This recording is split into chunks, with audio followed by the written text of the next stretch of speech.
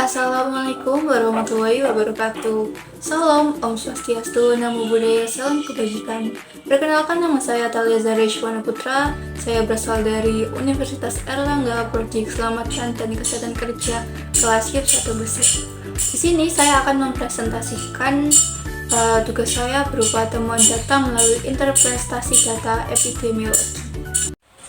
Untuk temuan yang pertama berupa tingkat pekerja packing pada PTX yang mengalami nyeri punggung akibat kebiasaan olahraga.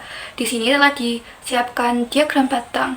Diagram batang yang berwarna krem menunjukkan bahwa pekerja mengalami penyakit nyeri punggung dengan aktivitas olahraga yang jarang. Lalu pada diagram batang berwarna abu-abu menunjukkan bahwa pekerja tidak mengalami nyeri punggung alias normal dan aktivitas olahraganya itu rutin.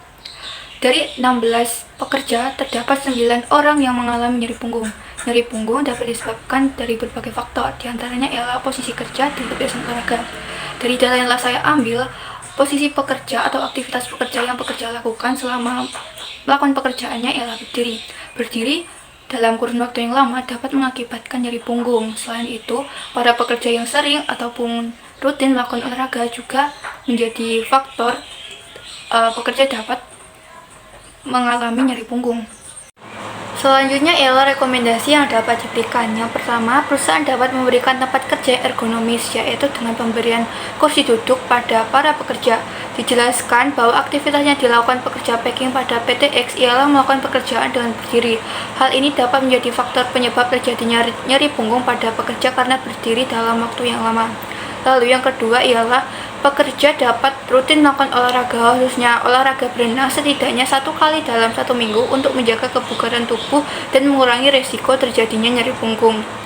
Lalu yang ketiga ialah perusahaan dapat mengadakan latihan peregangan badan sebelum melakukan pekerjaan. Para pekerja dapat melakukan peregangan otot terlebih dahulu sebelum menjalankan pekerjaannya. Hal ini ditujukan untuk mencegah resiko pekerja mengalami nyeri punggung.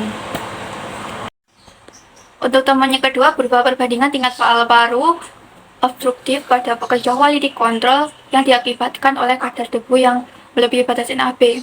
Paru obstruktif dapat disebabkan oleh kebiasaan merokok serta kadar debu yang ada di tempat kerja. Dari data yang telah disajikan, 13 orang yang bekerja pada quality control mengalami paru obstruktif.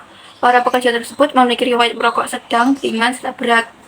Namun, paru obstruktif biasanya disebabkan juga oleh kadar debu yang ada di tempat kerja.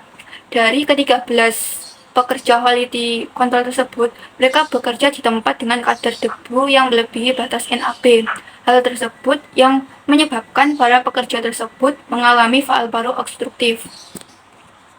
Lalu selanjutnya ialah rekomendasi yang dapat diberikan kepada para pekerja quality control di PTX.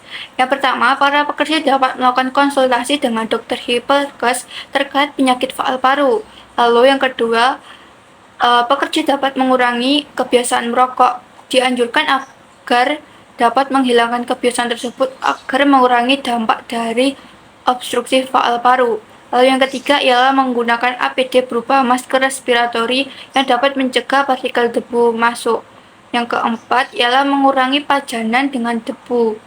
Yang kelima ialah penggunaan ventilasi pembuangan lokal pada tempat kerja.